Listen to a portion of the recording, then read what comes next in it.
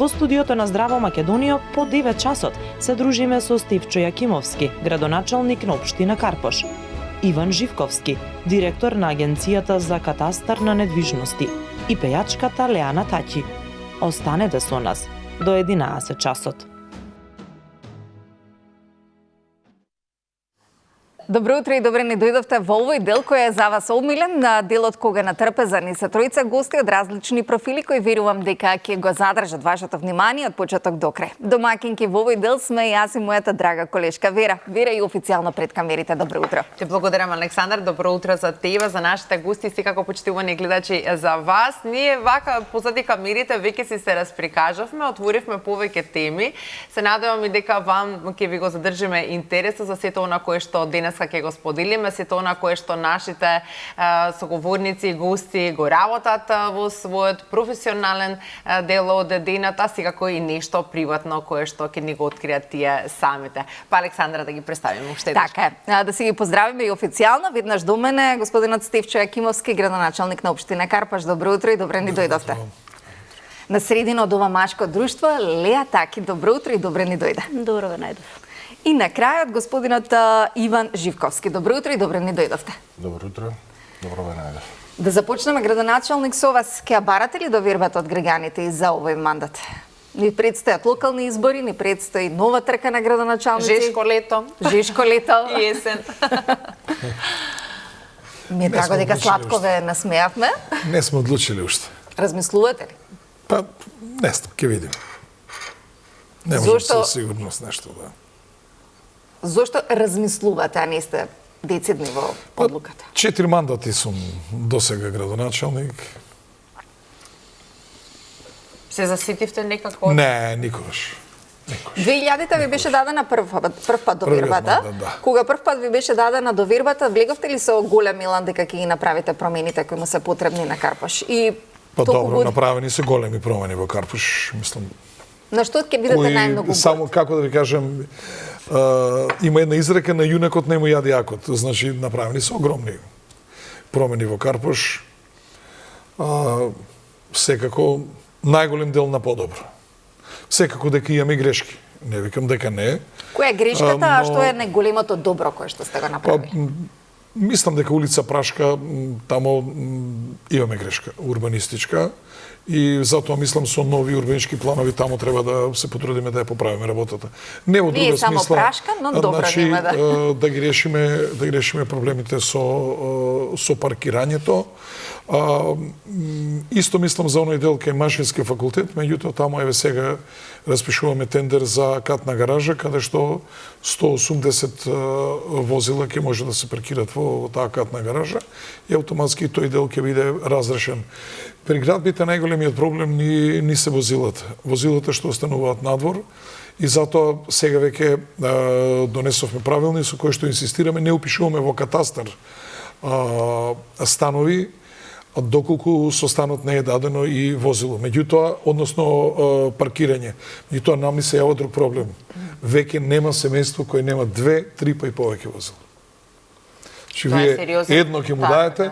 Еве, например, и уште една работа направивме, ги ограничиме максимум до 8 стана, во зависност од тоа колку квадрати има. Оти сега имаме ние сосема нов тренд, кој го немавме со тоа што се поништи урбанистичките планови и сега се нападнати индивидуалните куќи.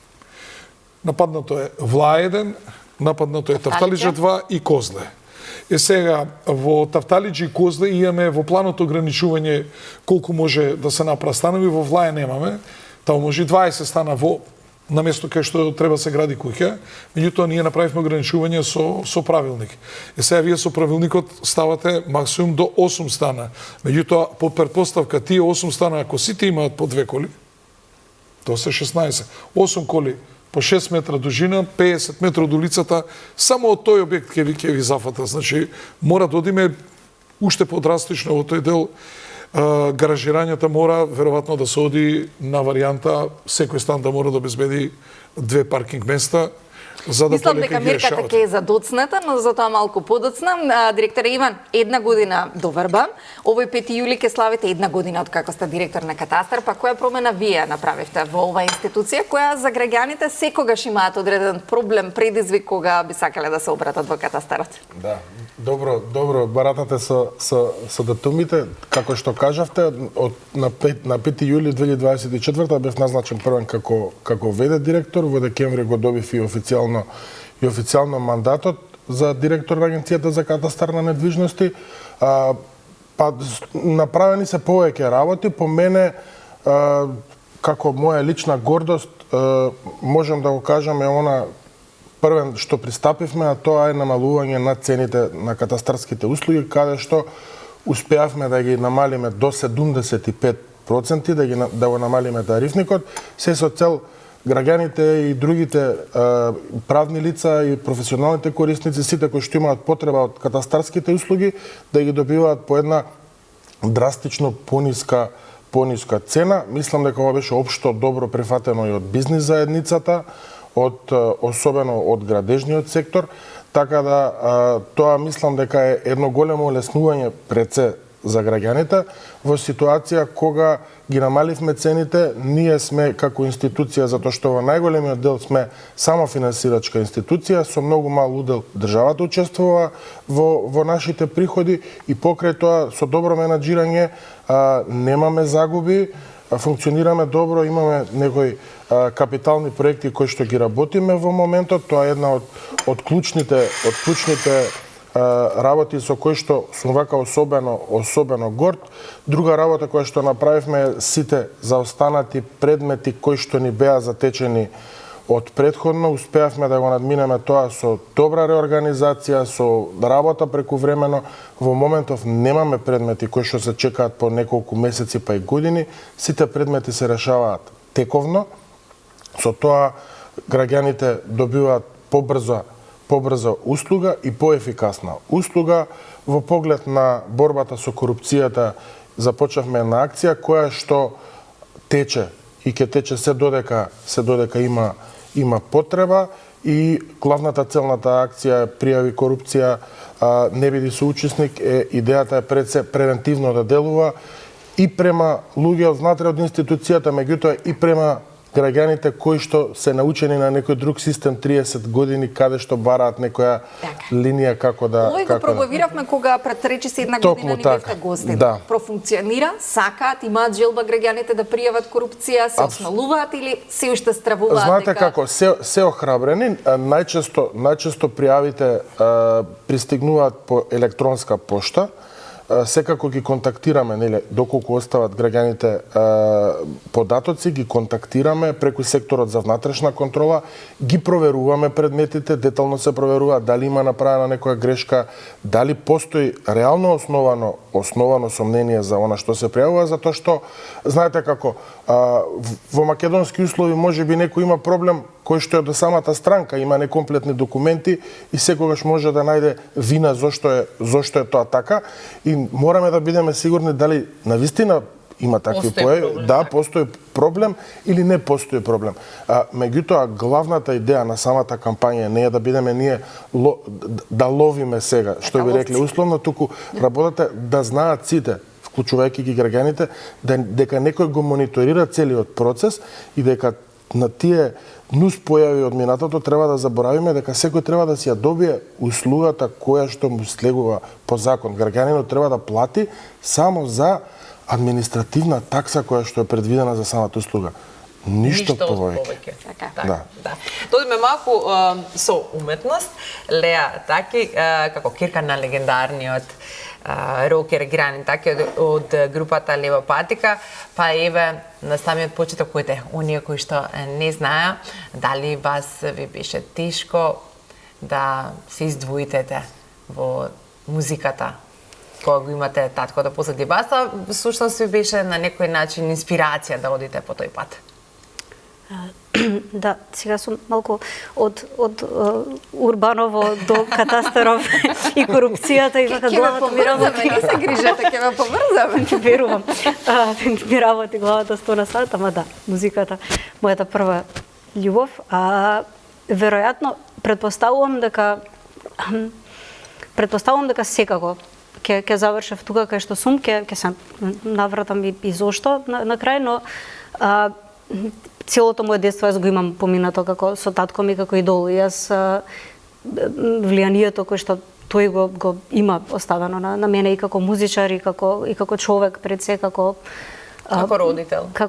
Како родител е апсолутно не можам да го негирам во никој случај, но факт е дека исто така татко ми беше првиот човек кој што пробуваше да ме спречи да се занимавам со музика. Неговиот став од секогаш бил тука што направив јас, бидејќи веројатно му изгледа дека не направил, иако неправда е песна која што сите ја пееме. Да, сите ја пееме. Најгласно господинот Стефче или Иван?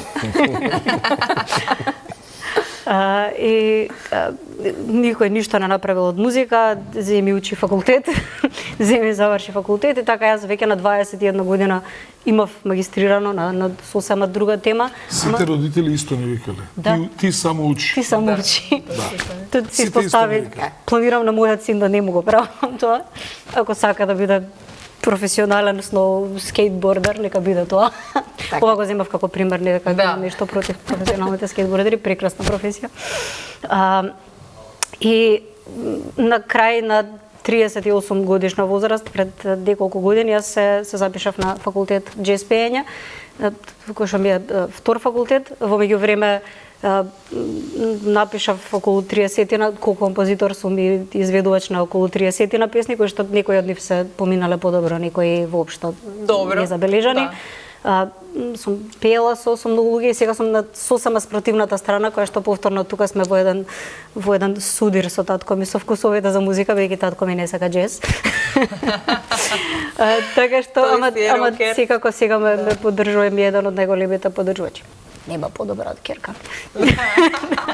Така велиме секогаш за сопствените деца. Но кога се запрашавте помеѓу директорот и градоначалникот вие имавте понуда да влезете во политичките води. Иако сте гласни во граѓанскиот сектор, но останавте доследни на себе и се уште сте она кој сте ви. Ако денеска ви понудат да сте директор на државна институција или градоначалник на општина?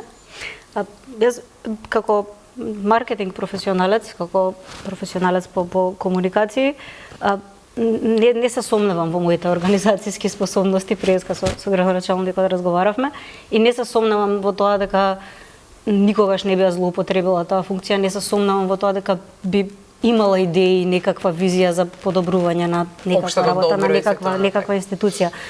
Но во овие услови како што е сега, јака им душа на сите кои што се наоѓаат на тие функции. Бидејќи дури и да ти е најдобра намерата, јас од безброј примери и лични и од луѓе кои што ги познавам, кои што влегле во таа борба со дупови, и парцели, и улици, и паркинг места и се, мислам дека нема победници во таа борба, освен таму каде што има повеќе пари. Дека нема победници. Секако? Многу тема начнавте. Отида музика. Да, многу тема начнавте. Нам ни треба голем разговор за ова прашање што вие го кажувате сега. Да. Ама голем разговор, не навијачки. Јас со моите трабанти медиумски, вие со вашите и така натаму, и да гледаме кој на кому штета да си направиме. Нас не треба сериозно да седнеме и да видиме каде оди овој град. Да. Многу ми е жал и упатувам најголема критика што никаде го нема архитектонскиот факултет. На неколку наврати ни биле гости и никаде го нема. Све ова што се прави во градот го цртаат луѓе што излегле од тој факултет. Да не се лажеме, значи на моето место може да седне и доктор, и инженер, и физкултурец, и секој, ама потпис на архитектонско решение и норвешки план става архитект. Така. И ние треба сериозно да разговараме. Дали ќе правиме вакви малиски зградички или ќе правиме, ќе одиме во висина, ќе го зафаќаме небото, а ќе оставаме тревата. Дали ќе ги почитуваме собственоста овој сакал да гради, овој не сакал, или на сите ќе им кажеме вие сите заедно ќе влезете во оваа зграда и ќе се оди нагоре во висина и така натаму, ама тоа не треба јас да го кажем. Не треба вие, сепак тука треба да излезе струката и да каже што е тоа најдобро Колку за ја градот и да забораваме? тргнеме веќе во еден правец. Направивме многу циркуси. Каде го има тоа да ви се дозволи легализација на куќа или на објект на булевар? Во профил на булевар. Добро, тоа го имаме на Водњанска, каде што сите знаеме која ние зграда е. имаме булеварите се предвидени уште од 65-та година од Кензо Танге. И некој размислувал како овој град ќе изгледа Ќе се после 100 развива, години. да. Градоначалник, Како ќе колку- што ќе правиме со возила, со проток и така. Можеби сега немаме потреба од толку ширина на булевари, ама после 30 години Така. вие гледате ли за 10 години колку се зголеми бројот на возилата? Да. За 10 години колку ни се зголеми И ќе бројот. се зголемува бидејќи Скопје сите го сакаат како локација како што за треба да живење. го браниме коритото на Вардар, сме го бележали и не сме никој тука било Далеку што е сме од така, одбрана на коритото треба на да Вардар. ги браниме коридорите. Значи зборот ми е Во мора да Вардар седнеме завршуваат сериозно за сите- градот да Во разговараме. Вардар завршува целиот измет на Скопјани, така да далеко е дека Многува тема, многува тема. Далеко е дека Овие го кредити што ги земаме, Да. треба да си почнеме со присветителни станици. Вруток, Врбен, Равен, Гостивар, Мала Речица, Тетово, Расче, Радужа, Скопје, Велес надаму. Значи се треба да се направи, сите притоки на Вардар треба да бидат со пречистителни станици и потоа да можеме да реализираме проектот во Вардарска долина. Значи многу сериозно на општество му треба да се разговара. Сакам една пофалба за катасторот. Катасторот во Македонија функционира најдобро од било кого во регионот, да знаете. Луѓе што имале комуникација, градежни фирми со регионот што купувале недвижности и така натаму. Значи, не само за колегата, тој пред него и тој. Реформите се негде од 2000-та година нааму почнато е, али мора да знаат граѓаните на Македонија дека имаме извонеден катастар и со доста... Граѓаните не се согласуваат на темата, Да. зашто често Ама пати ние, влегуваат во ништо не, административен ама лабиринт. треба да отиде во некоја друга држава па да проба да види 2 години како Во не му се друга решава држава тоа ќе проблемот. го направи електронски без да отиде Не е баш така. до институцијата и тоа ќе биде дигитално и ќе Не е стигне така. документот на неговата адреса, но за тоа малку потоа. И сега стига дигитално. Да, стига. Само што треба чекор понатака да направиме. Така е. Сега можеш во општина, кај нотар, Па Како е тој дел во однос на администрацијата и А може овој и дома, лабиринт и кој на што адреса. Па го сега споменуваме? знаете, Утежна да, систем, значи или? веќе пошто се наметна прашањето, значи кај нас сите предмети кои што доаѓаат по однос на купопродажби, легализации, договори за закуп и така натаму, сите доаѓаат електронски од професионални корисници. Значи одите на нотар, потпишувате договор, Така. нотарот е поврзан како професионален корисник со нас, не го пушта електронски, ние електронски даваме забелешки доколку има. Така. Има нотарот рок од 24 часа да ги отстрани, ако ги отстрани се постапува по предметот, ако нема забелешки се решава и назад електронски се Во рок од враќа. 2-3 дена. И тоа функционира во регионот најдобро. Друг, Така е. значи, истото важи и за професионалните корисници општините. Сите општини на нас ни праќаат електронски, ни праќаат документи, легализација или било што да е. Упис во катастар. Упис во катастар, предбележување, сето тоа иде преку органот кој што го издал самиот акт. Значи, они ни ги доставаат, ние ги спроведуваме и електронски странките ги имаат. Значи, одењето по шалтери кај нас е веќе минимизирано. За да го подобриме уште овој процес, вклучени се и адвокатите како професионални корисници. Секој кој што има лиценца може да поднесе барање, да се врзе во системот на катастар и да поднесува. Сега, дополнително, за она што викате вие да ви стигне на домашна адреса имотниот лист, штом добијате информација од професионалниот корисник, вашиот имотен лист е готов, можете или да го извадите преку него, или можете оној портал кој што го промовиравме ноември месец, euslуги.katastar.gov.mk, го започнавме со 107 електронски услуги, сега веќе имаме 120, до крајот на година ќе имаме 130 услуги, се логирате со ваш юзернем и пасворд, за нецела минута вашиот податок го имате на мејл, електронски верифициран, само го печатите и го користите секаде во институциите каде што има потреба.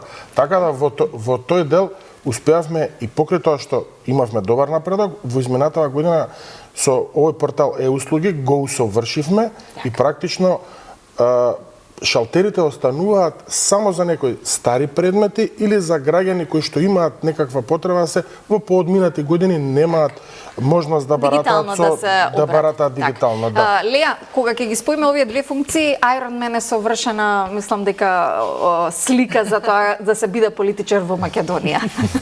Но ајде да објасниме, вие бевте првата македонка која извојувавте да се спомене вашето име и презиме и тоа под дисциплината Ironman, односно триатлон, каде што се вклучени на вистина плејада на спортски вештини и активности кои ве прават посилна, верувам, и физички и психички. Споделете ни за овој предизвик. Да, убав презик. Мислам дека метафората е одлична. Навистина, мислам дека Ironman е полесно од сите овие функции да се завршат кај нас. Значи, Ironman дисциплината сега веќе има и многу и други дистанции, и поголеми дистанции, и многу посериозни предизвици, но во 2015 ова беше навистина. Јас инспирацијата ја добив од мојот долгогодишен пријател, но инаку дистанцата е 180 км на велосипед, 42 км трчање и на почетокот 4 км пливање, што не знам како ги. Да, сега одеднаш. Одеднаш, да. И тогаш бев прва, но од тогаш па навака зема некаков замав и сега е дури многу тешко да се регистрираш за некаква трка, бидејќи во моментот кога ги пуштаат кога ја објавуваат трката, во моментот кога отвораат регистрацијата, буквално во текот на 1 саат веќе нема места останати и веќе и почнуваат Ironman е еден бренд на кој што ги организира овие трки, но потоа се јавија разноразни челенџи, предизвици. Имаме ние тука наш матичен триатлон кој што се одржува во Дојран. Активни ли сте спортски, Иван, господине Стевче, сакате ли да практикувате одредено хоби? Малку да се тргнеме од политиката и од тоа. Јас порано сум бил многу активен спортски, сега многу слабо активен. До негде октомври месец одев на пливање. Сега и таа работа ја батали, сега па базенот има некој проблем. Све ај од понеделник ќе почнам, ај од другиот понеделник, сега па проблем има во базенот. И така, чекаме летото да дојде. Да појдеме на море. Иван? Па вака, јас во детството, како и речи се сите деца, се испробав во многу спортови, меѓутоа некако највеќе ми лежа боречките спортови. Така да порано се занимавав. Иако сигурно бидејќи според висината ве праќале на кошарка. Па да, нели тоа висок си, можеш да одиш центар да играш, да, меѓутоа некако во боречките спортови највеќе имав, не знам, можеби и дарба, и мојот покоен татко беше експерт за боречки спортови, така да како дете многу тренирав джудо и еднаш бев и репрезентативец како кадет. Имав еден настап на Балканско првенство во Грција, потоа и како сениор еднаш учествував како репрезентативец, освоив второ место, така сум имал неколку настапи, меѓутоа со текот на времето и со врските кои што ги имаме и сега, ама и претходно, нели сето тоа некако несвесно го забатолуваме и кажуваме се како што кажа градоначалникот од понеделник. Моментално прашање само кој понеделник. Да, прашање кој понеделник ќе биде тоа. Од први. Да, од понеделник вежбам и сум на диета. Тоа е стандардниот муабет.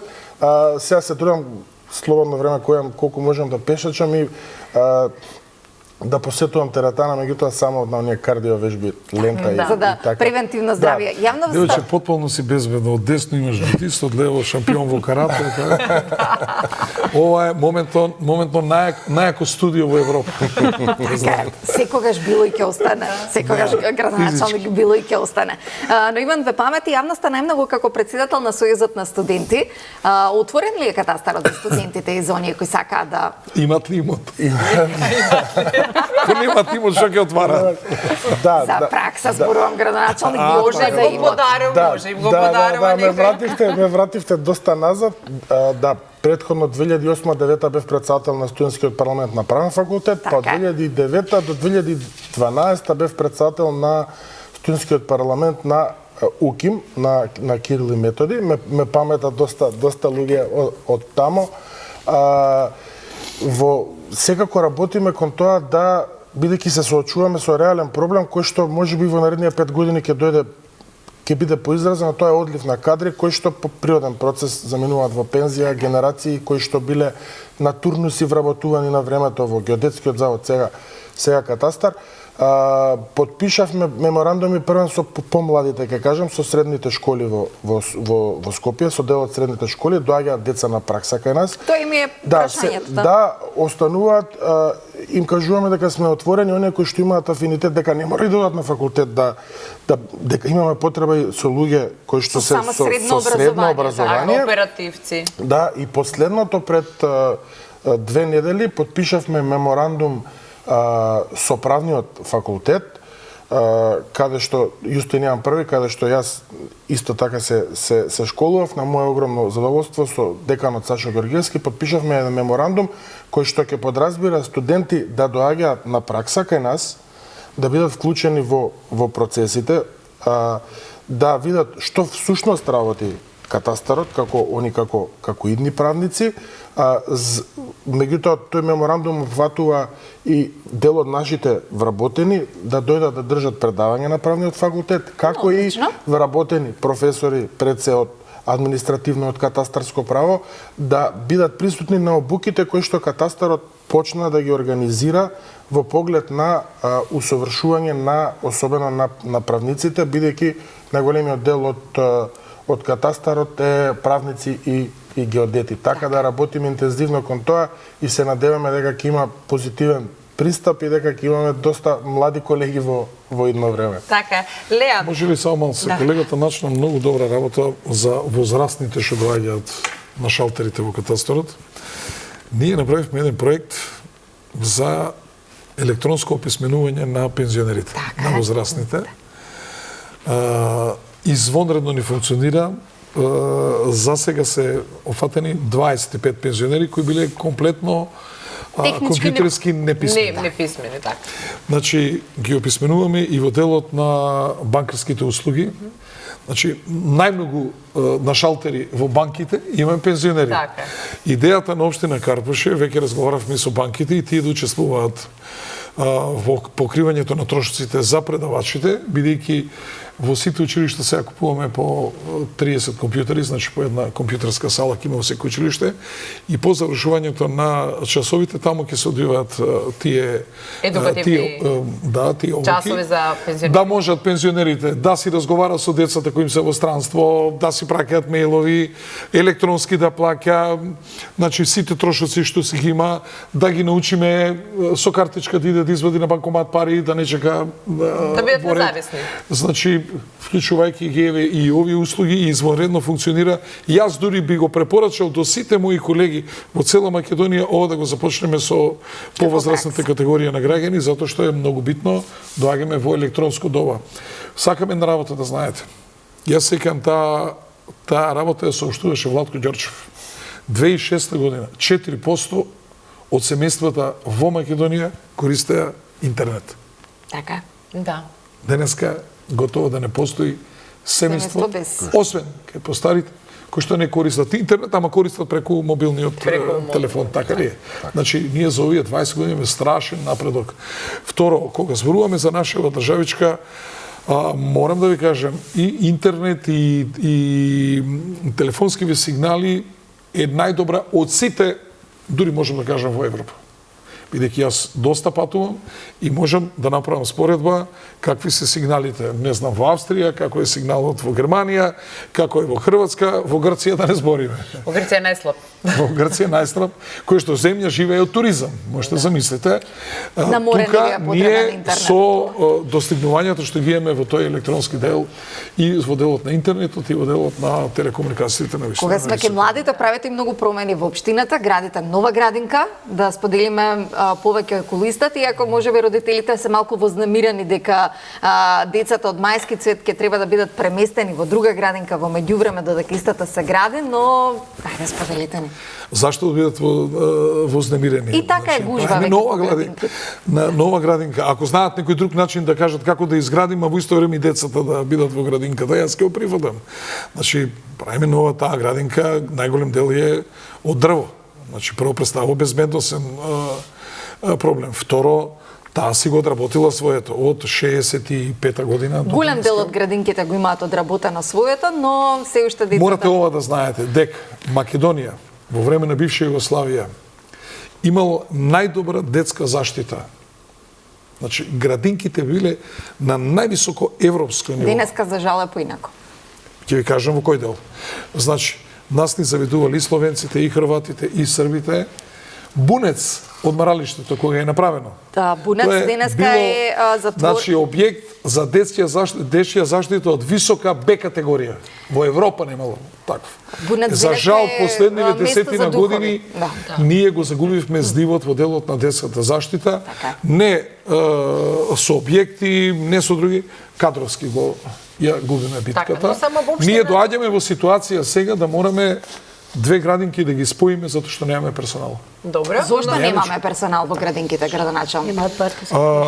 Затоа што партиски се вработуваат, не е согласно квалификации, затоа што имаме голем дел на листа на вработени кои не се вработени, не се соодветни, а работат со оние кои што се најбитни, децата. Ги доверуваме оние кои што најмногу ги сакаме. Дали може да верувате дека лиценци за негователки и воспитувачки 3 години државата не одобрува? Зошто ни се потребни лиценци кога имаме универзитети кои... Ама законите постојано ги менуваме. Како ни одговара? Јас бев кај министерот и го замолив, а знаете која е баналната причина зошто немаме лиценци? Не може да се договорат околу тоа, околу јазиците, на кој јазик треба да биде напишано. На кој јазик? Во Македонија на кој јазик треба да биде напишано? Дали само на македонски и на јазиците или и на јазиците на народностите во Македонија. Го замолив министерот, тоеш, укинете го тој член од законот, тргнете ги лиценците, да можеме да запослиме луѓе, па кој ќе се договорите, вратите делот за лиценците. Ние во бивша Југославија не сме имали лиценци, а била одлична услугата во делот на дечјата заштита. И втората работа што е многу битна, како која негователка, воспитувачки или технички персонал ќе отиде во пензија, одобрување за нејзино ново вработување нема. Едноставно, ние сме немотни. И сега што правиме? Ја примаме жената како чистачка, а потоа и даваме да чува деца. И тоа со висока наобразба. И сега можете ли да замислите што ќе се случи, не дај Боже некое дете да му се случи нешто? После ќе изотидеме сите во затвори. Така. Како сме примиле лице без лиценца, сите клопчиња ќе се отвараат, а ова не е проблем само во Карпош. Покрај посадување лиценца знаат да дадат прва помош на детенце? Појма нема. Јас лиценците не ги издавам, државата ги вовела. Така. Мислам дека тука треба многу да сме, иначе таа е многу тешка работа, да знаете. По делот на образованието, значи учителките, наставничките гледаат до максимум колку може да го пролонгираат одењето во пензија. Да. Ние, негователка, воспитувачки или технички персонал, не постои една жена која секунда работела повеќе од 62 години. Да каже, јас сакам до 64. Мислам значи, дека месец дена пред тоа зема одмор и си оди, зашто работата е тешка. Сите работи се тешки, нашата верувајте дека е тешка, но ние работиме со задоволство. Со задоволство го задржуваме вашето внимание, а ќе се одмориме кратко со реклами и потоа се враќаме во студија.